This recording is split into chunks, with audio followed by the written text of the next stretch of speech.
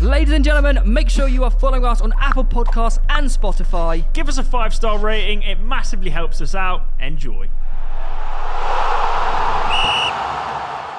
There's been a stat acknowledged in the world right now that I am actually pained to say because I really like the man. He's a hero. Steven Gerrard's win rate is the same as Gary Neville's at Valencia. Yeah, he's a hooner, mate, unfortunately. They've both played 28 times, drawn... No, that's a lie. Start with the wins. Start with the wins. That's the important part. They've both won 28 times, drawn 10. No, both played 28, won sorry, 10, drawn 7, lost 11. So they've got a 35% win percentage. And Gary Neville at Valencia, I mean, let's face it, he got ridiculed. And he jokes about it. But obviously, Gerrard's still got a bit more time. No, it's the Rangers tax, mate. Everyone's overlooking him because he had an undefeated season in a Mickey Mouse league. I'm sorry. Oh, how dare you call us It's true, isn't it? It's true. Really? Mickey Mouse League. Yeah. Two of the biggest clubs. Because you played a testimonial there. That's why you're defending. Yeah, you are biased. I'm a Rangers legend. Yeah. No, you could give most people that Rangers job and they'd come top 2. They broke the 10 years.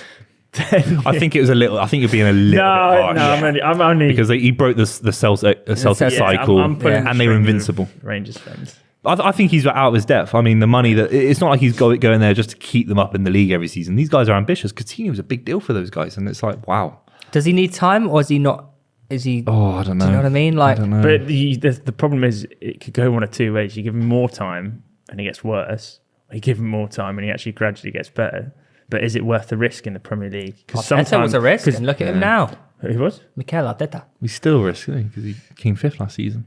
He's doing very well. But what I mean is... He's defined very well. Coming 5th isn't very well for Arsenal. And let's actually be real. Everyone's let's actually be real. Arsenal don't beat Palace 2-0 away. Well, last season, I think we do lose that game. That is in all honesty, a sad fact.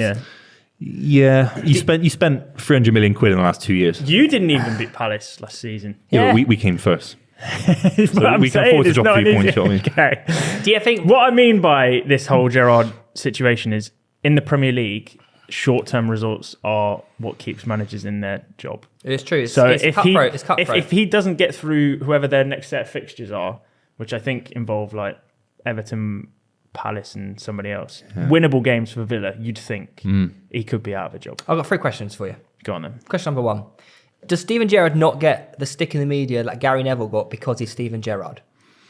Valencia's a bigger club than Villa, I'd say, in terms of its reputation in Spain. Villa were a championship club. Well, actually, maybe it's a bit comparable. Well, Villa are pretty big. But the media in Spain killed him because he was English. I think that was different. I think with Bale. Yeah, exactly. They killed him as an English guy. Like UK people. Question number 2. I forgot my question. No, wait, it was actually a really good question. Go on, come on, I'm so close. No, it's a different question than that. Question number 2. Obviously, Villa lost 2-0 to Bournemouth. Would you? No, it's just not my question. I'm going to read it. Okay. I forgot my question. Just read it. Do you think Bournemouth are still getting relegated? Absolutely.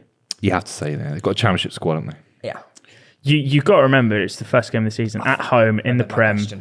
A lot of adrenaline there. They're playing for their fans. After the season takes its toll, 5-10 games onwards, you start to see the tail off of these championship clubs. Look at Huddersfield. They stayed in the league for 1 season with Wagner and all that. So that maybe if they keep hard to beat, and then Everton drop or Villa.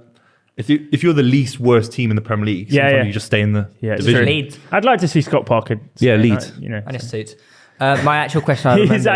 We did have this discussion, didn't we? I think he's the smartest dressing manager in the Premier League. He is. My actual question is: okay. Is Gerrard or maybe Ten Hag? Sorry. Do you think one of them two will be the first manager to get the sack this season? Oh, yeah, I think Gerrard could be on. If Gerrard Ten Hag will win, get longer, I think, because at United they just have a sort of predisposition to let it get to a point where it's too bad. What if they lose 10 in a row? 10 Hag in a row. 10 Hag in a row. Will Gerrard be the first manager to go? Yeah, I think so. I think you look at Fulham, Cooper's not going to go at Forest, so some of these promoted clubs are going to stay with Scott Parker. He's not going to leave Bournemouth in a million years, Scott Parker. So then you're looking, who else could it be? I mean, Gerrard is under so much pressure. Because the World Cup's coming up. If you're relegation zone before that, you're going to look a month before the World Cup because you don't want to be in the relegation zone come the World Cup. Because if you've got 5 injuries coming back from the World Cup, then you're in a really bad position if you're Villa because you can't adjust because of the World Cup. So they might sack people early this season. I think you've got to remember that the reason managers get sacked is because they are subpar to expectation. And Villa, I think, with their board and stuff, have this idea that they're like a top 8, top 7 above club. So if Gerrard's nowhere near that mark, then he's going to get chopped. I think it's the same with Bruno Lage and Wolves as well. I think they truly believe they're a top half club. So if they're, knocking around 14, 15... Who would replace Stevie G? Don't know, mate. I don't think they got enough quality. I don't see where they get goals from. Steve Bruce? Oh, he's doing all right. He's still at West Brom, isn't he? Yeah, he's at Baggy. He's already managed Villa. Yeah. So you can't manage. He's managed all 3 Birmingham clubs. Sam Allardyce. He's the weirdest guy. He's managed no, both that's Sheffield not progression though. If you want Allardyce, Sam Allardyce will save you in the Prem. I think he would. I think he'd do a job. But that's not. There's no trajectory there. It's just you're just trying to stay in the Premier League. But they don't have the quality to. Don't do that. You know exactly what I was trying to make the point of.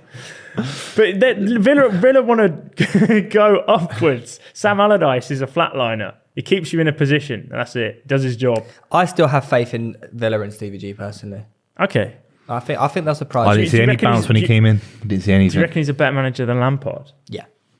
Lampard managing the Champions League. He managed an FA Cup final. Yeah, but I just don't. Seriously. I just don't like Everton as a club. But that's not whether or not Lampard. Yeah, it's not manager. relative to the question. You know what? I'm being harsh because at Chelsea when they had the transfer ban, I actually thought Lampard did a really good job, and I thought he was really hard done by to be let go because that Champions League squad that got to the final was pretty much Lampard's squad, wasn't it? Really, he introduced Mason Mount, Reece James, all these players that are now first team regulars and playing for England. Probably some of the best players in that team as well. Reece James at Derby, people 100%. Yeah. Do you think if their roles were swapped, the old Gerrard and Lampard swappy-rino, that Lampard would be more successful at Villa? Good question. Yeah, I think so. I mean, it's just one of those unanswerable questions in the universe, isn't it, really? You fence-sitter. How would we know? We don't do that here. How would we know? We will never know. We will never know unless they put on a mask of each other and went to a different club. Well, it's funny how life works, isn't it? They were competing for the same position for England, and they could never play with each other. They should have. They could have. It's the manager's fault.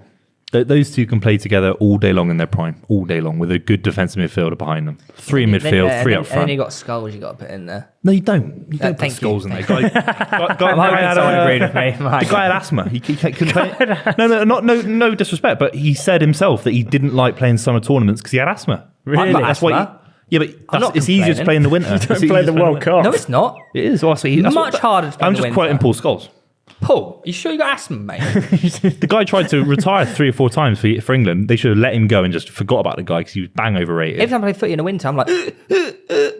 Maybe it's your fitness levels as well, isn't it? No, I'm trying to get fit now. Is that how you ask for the ball? Stop making croaking noises.